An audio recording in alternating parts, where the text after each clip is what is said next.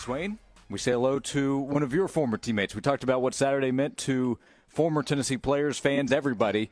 Chris Brown joins us now. Yeah, Chris Brown, former Tennessee tight end, VFL, does work with me there at the Vol Network. And Jalin Hyatt, man, was on fire. It's about big plays being made in big games. And Jalin Hyatt, Chris, he was stunned like his daddy, wasn't he? Man, it's always so nice to see somebody step up, man. Jalin Hyatt was a big-time recruit coming in here out of Alabama. And, first couple years didn't really produce as much as I know he wanted to. And but you get a coach in, man, and you get somebody in that truly throws the ball and understands schemes and schematics. And, Swain, 5 tuds on 6 catches for 207, that's like my career. Hey. You said it. I'm just going to agree with you. Man, it was phenomenal. How they – listen, he's fast. It's easy to draw plays up for fast dudes, but, Chris, he got hit 3 times. Out of the 6 catches and 5 touchdowns, he only got hit 3 times. So, he was by himself so many times, and you have to give credit to Josh Heupel and Alex Golesh for drawing it up. I think that's hugely important. When you have a coach who can scheme up and who can get you the ball on just running, when you can run it and just get open, it's easy, right? And give credit to Hendon Hooker as well, Swain. All of those passes that he caught, he didn't have to break stride. He didn't have to do anything. It was literally, I'm open, give me the ball, and I'm just going to outrun everybody. So huge shout-out to Coach Hype, huge shout-out to Alex Golesh, man. The guys are really clicking right now, man, and it's nice to see. Think about it, 52 points for the first time since 1907. That's major. So shout out to the Vols, shout out to Vol Nation as well, man. How jealous were you that a fullback – no, it wasn't a fullback. It was a tight end lined up as a fullback, got the handoff and got a score, Princeton Fant. Tight ends did their thing, no drops, and then you had Princeton Fant stuff it in there from the fullback position, man. Were you jealous about that? Very jealous, but in the same breath, man, just super excited for those guys, man. I saw Princeton Fan and Jacob Horn out there before the game, pregame, man, just talk to them a little bit, man, and let them know that they were in for the moment. And kind of when you watch the game back on replay, that play, the 2-point conversion, looked like a Kansas City Chiefs play, almost doing that with Travis Kelce. And then just their blocking, man. When you're going against a guy named Will Anderson, who everybody's saying is going to be the number 1 overall pick, guy was a Heisman finalist last year. You want to show out as well, and you want to put good tape out there, and you want to be a reason that's why he didn't get to your quarterback. So those guys played well, man. No drops. I know the 4th down was a tough play for Jacob, hoping he could break that tackle and get that first down. But by and large, he had a huge catch later in the game to get a first down on 3rd and 5, and then you get P. Fang doing the nice little handoff. And then the 2-point conversion obviously was huge. And it was nice to see those guys show some emotion as well. So always happy for the tight ends, man. But most importantly, you get the dub, which is all that matters.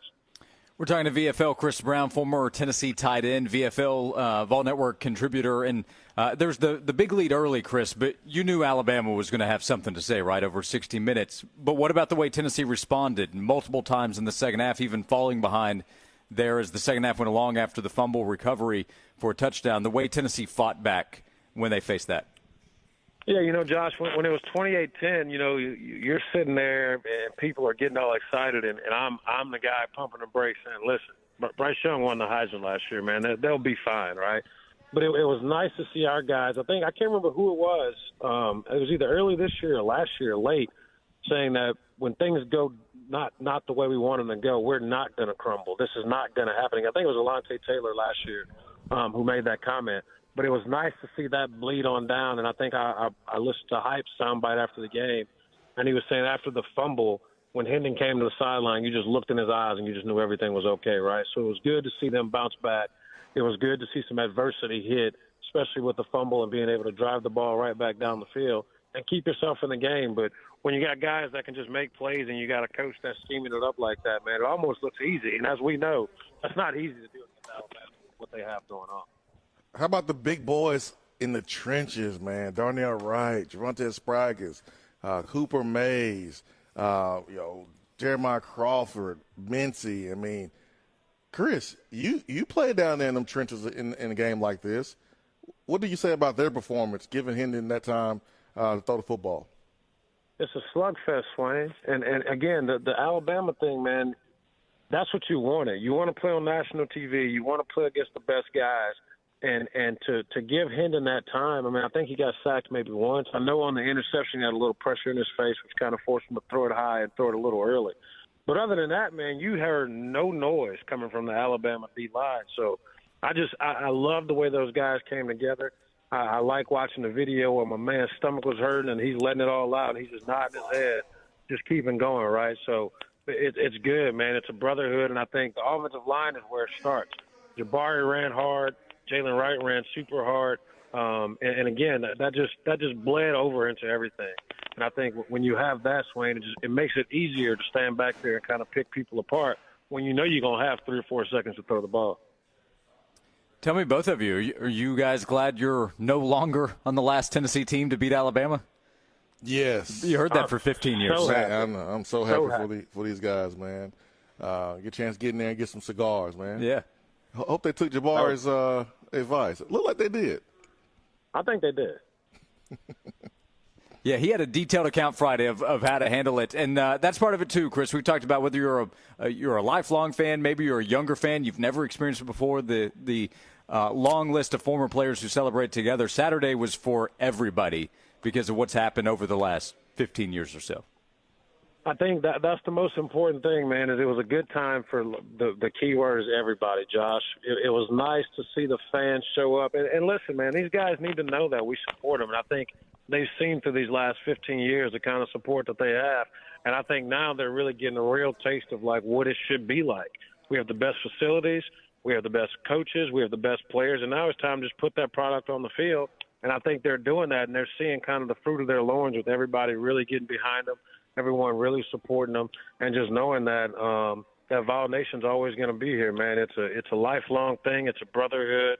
And I think a lot of those guys are seeing by all the guys coming back and seeing the fraternity and seeing kind of how everybody partners together and everybody loves on each other, man. It's a teammate, and it's something that's lasting. And when we have that, it's contagious, and you just win games, and it's just all good. We've had conversations in the locker room so many times, Chris, about, wanting to see guys that play before us on the sideline, around the program a whole lot more. And we just didn't see that the way we wanted to. But this is the first time ever for me that I've seen what we talked about we wanted to see around our program and on the sideline, that representation. Did you see that? Do you feel the same way?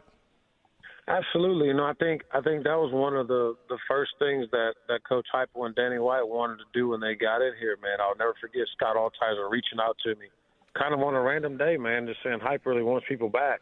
And, Swain, being a former player, you've heard that before. They say they want you back, and then it's kind of weird when you go back.